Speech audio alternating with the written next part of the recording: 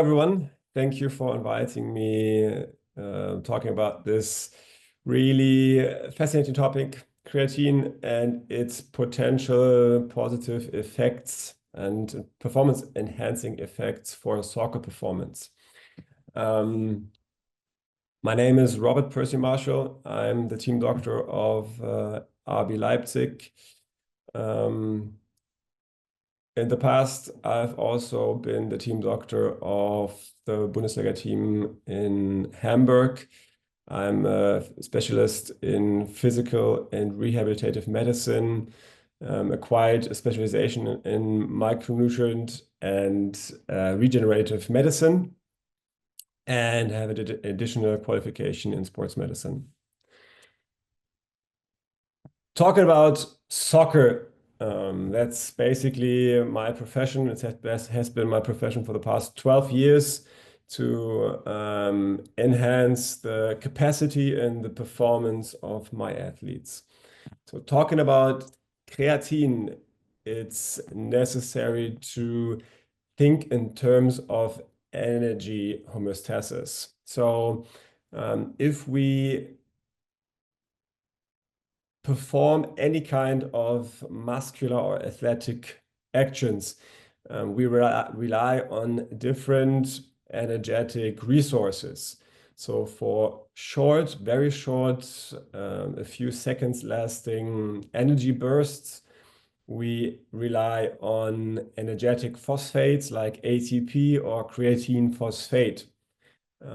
For anything anaerobic, so lasting from several seconds to a few minutes, we actually produce ATP from glycogen without the help of oxygen, and lactate is being produced. We get a sour environment, an acid environment. If we have the possibility to actually use oxygen, so if we can breathe fully and oxygen is being transported to the muscles, we talk about aerobic glycolysis, where glucose, under the help of insulin, is being transported into the cell, and we also create ATP or produce ATP, but a factor 19. So instead of 2 ATP in the anaerobic glycolysis, we produce roundabout 38 ATP under the help of oxygen. And if we move even slower, if we have a longer period of time for providing energy, the body is able to use fatty acid oxidation to produce energy. And from one molecule, fatty acid, we can actually generate 106 ATP. So you see, the more time we have, the more energy we can actually produce. But, and this is very important, the regeneration of ATP from ADP with the help of creatine phosphate is actually 40 times faster than if we use it from the respiratory chain, so from the aerobic glycolysis, and 10 times faster than using the glycolysis. So the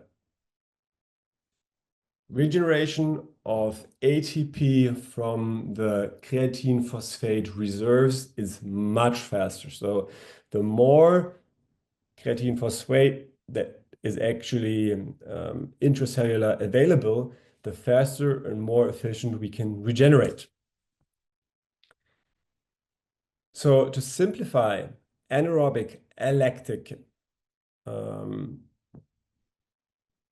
exercises that last less than 30 seconds can actually be used with energetic phosphates. Athletic performance that is highly intensive, but lasts only 10 to 20 minutes, can be actually provided with anaerobic lactate energetic pathways. And if we have enough time, the energy comes from the aerobic glycolysis, and using carbs or glycogen, this would be nearly all exercises lasting until 90 minutes, roundabout, really depending on the glycogen depots in the body. And if we use fatty acids, there is nearly unlimited resources as long as we actually participate or work out at the intensity of 50 to 60% of our maximum capacity. Now, why is this so necessary? Why I've been talking about this is pretty well understandable. If we look at the workload and capacity in soccer or team sports, and we see during matches or modified games or trainings that actually imitate matches, we see that we have a lot of intense actions during those matches or games. According to research, about 150 to 250 intense actions actually occur. And these are exactly those kinds of intensities where we need or we can use ATP and creatine phosphate. So it's pretty clear that this is an important energy resource for soccer players. When was this actually first discovered, and why do we know so much about creatine's performance-enhancing effects in an athletic population? So actually the first research that was published is from 1925, where the authors themselves were their own probants. So the study was conducted by the authors themselves. They first actually followed a vegetarian diet, so a diet where creatine is not ingested from food resources. And after these weeks of vegetarian diet, they supplemented creatine for 20 to 35 days. And they measured how much creatinine was excreted through the urine. They concluded that there was a direct relation between creatine and creatinine. And they analyzed the total amount of creatine in a 70-kilo person is about 115 grams. And they could actually already calculate how much the body's own creatine levels could be elevated through external supplementation. They identified that creatine was almost completely absorbed by the body, but the more creatine was substituted, the more was excreted through the urine, whereas smaller doses were absorbed more quickly. During this experiment, daily exercise was of daily routine, and funnily, they actually recorded that this training was not exhausting, different to what they had experienced earlier. It took about 70 more years until this was actually rediscovered by the scientists Roger Harris, Karen Söderlund, and Eric Holtman. Roger Harris unfortunately passed away last year and is still known as the father of creatine for many, at least the scientific father. In 1992, they started to publish many articles related to creatine supplementation in humans. And they identified that creatine was nearly fully absorbed by humans when added or dissolved in water. And it led to an increase of intramuscular creatine. And they concluded that this might be of interest for athletic performance because they already estimated, or at least guessed, that this could lead to an improvement of performance, because they figured and they identified that supplementing 1.5 grams daily of creatine actually led to an increase in muscle strength and sprinting abilities. And if you look at it, it's really not surprising at all, because the vast majority of creatine is saved in in our muscular substance. Nearly 95% of the body's creatine resources can be found in muscles, whereas the fast twitching type 2 fibers are actually the majority, about more than 2/3, compared to the slow twitching type 1 fibers. And in athletic performance, we can see that there is a depletion majorly and significantly of the creatine content in type 2 fibers. So we can see that if we use these type 2 fibers, that's when most creatine is used. There's also a metabolism of creatine in the slow twitch fibers, but not as to such an extent as compared to type 2 fibers. And it was about the same time that Linford Christie became the oldest Olympic champion running the 100 meters. And he was, nearly all the 100-meter Olympic champions look impressively athletically and have an incredible muscular body. But Linford Christie, especially for his age, was really known for his body and for his muscles. And he openly confessed that he used creatine to improve his athletic performance. So this was when creatine became famous in the athletic population. But what are the scientific facts regarding creatine's effects, especially physiological effects on athletic performance? So we see what happens if we supplement creatine, or if the cellular creatine levels are actually increased. We have a water retention, and we increase, obviously, the overall intracellular creatine pool, which leads to several alterations of the cellular metabolism.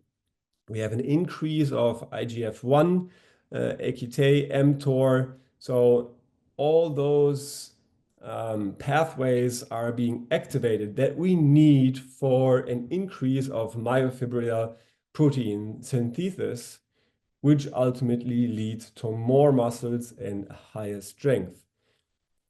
It also leads to an increase of insulin sensitivity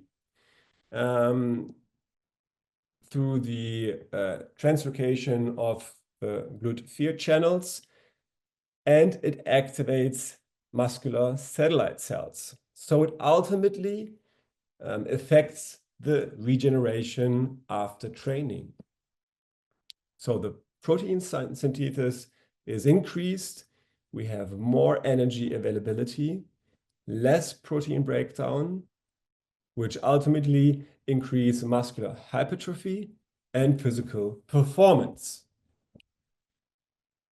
And we actually do see that to a certain extent, it actually also increases the testosterone level in compared to control population that does not substitute creatine.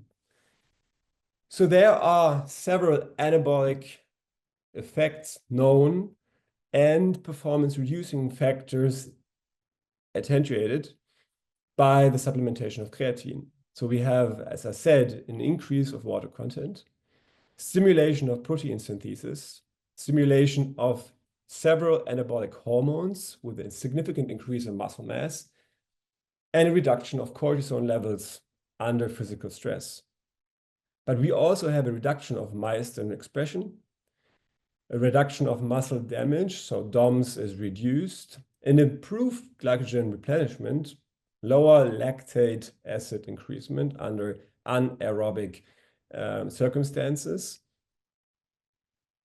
and to a certain extent, less muscle mass after injuries and antioxidant effects after intense strength training. And if you look at it, it is actually pretty clear how much the strength improves. So I've summarized you here. This is from our book that I've published together with Professor Giesing about creatine's overall health benefits. But these tables summarize the data combining creatine's overall effect on strength development. And you can clearly see how creatine affects not only the one repetition maximum, but also the number of repetitions.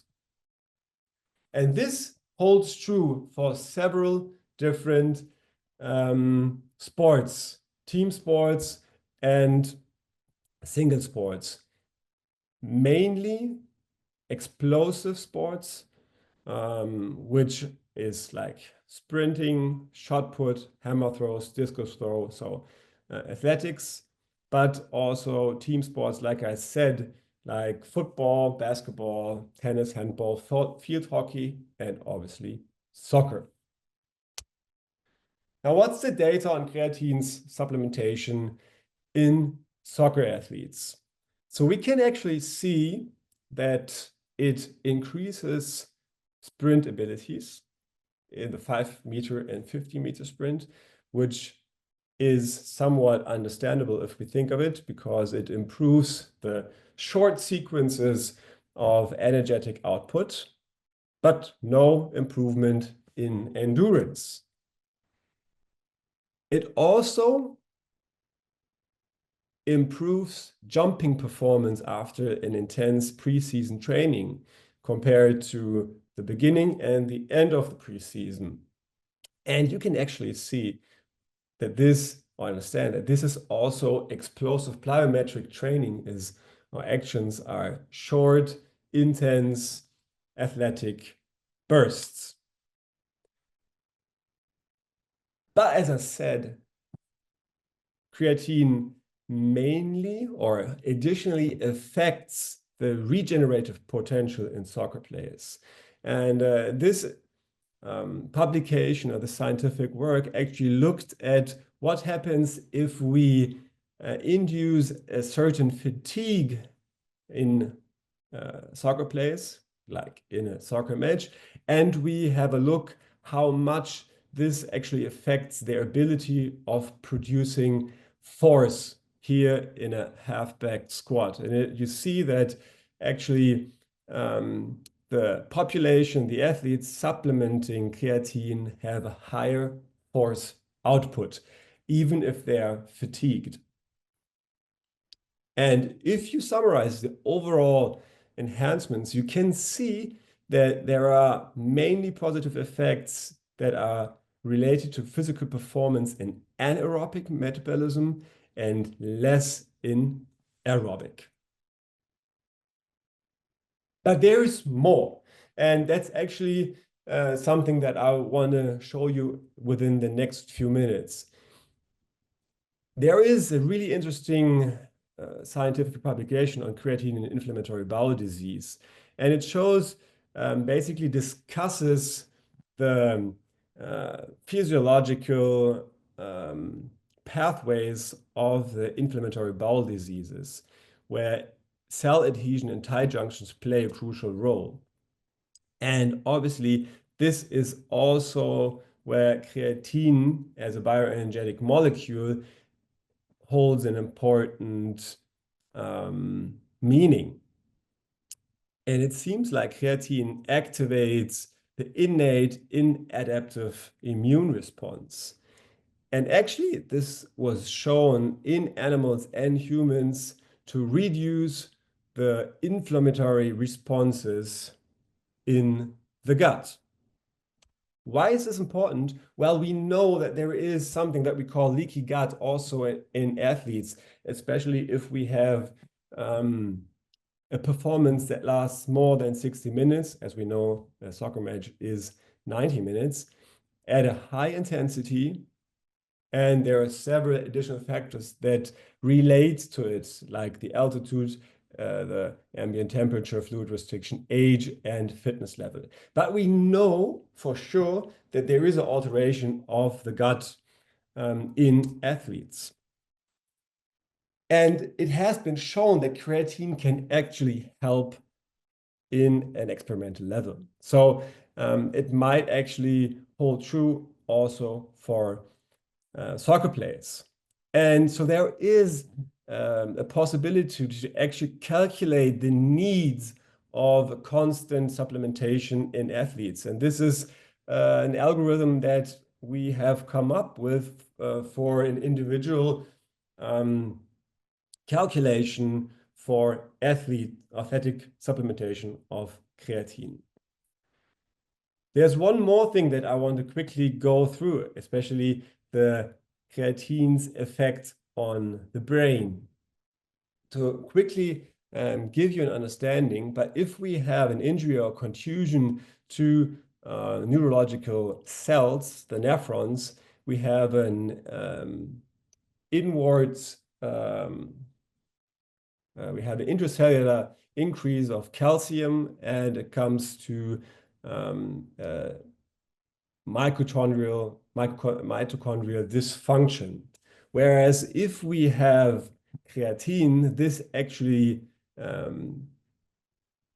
manages to rescue the cell, to have an outward draft of calcium to homogenize the calcium homeostasis and to regulate the cells in a way that they can actually continue to work properly, especially the mitochondria. Why is this of interest? Well, especially in the mild traumatic brain injury, we see this specific pathways. And if we look at this study from 2006, this Greek study, it actually looked at what happened if we supplement creatine in people with a severe mild traumatic brain injury. And it showed that there was an increased rehabilitative potential in those who supplemented creatine.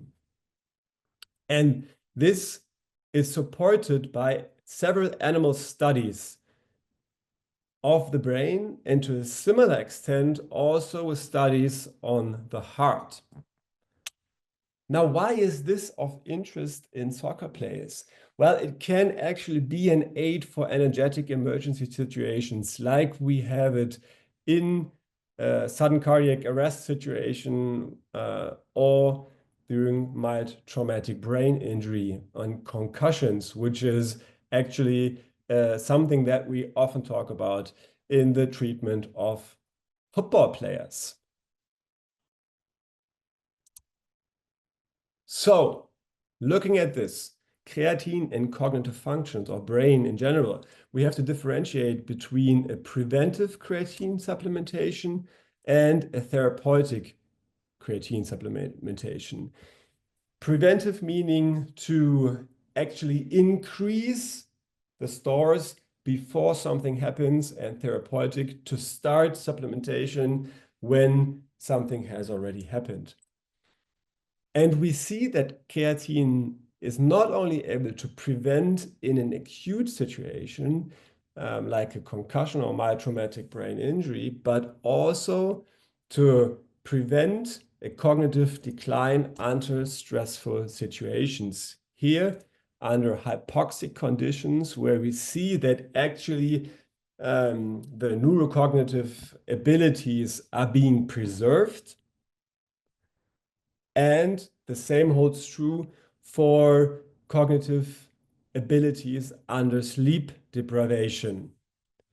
Now, is this something that's relevant actually for football players, soccer players? Clearly, yes. This is a study conducted with rugby players, and they had 10 players that were sleep deprived, and they actually compared their technical skills under a placebo and caffeine and creatine supplementation. And they identified that supplementing caffeine and creatine actually came to a similar extent to a physical enhancement, and they could actually reverse the negative effects of sleep deprivation or stressful problems.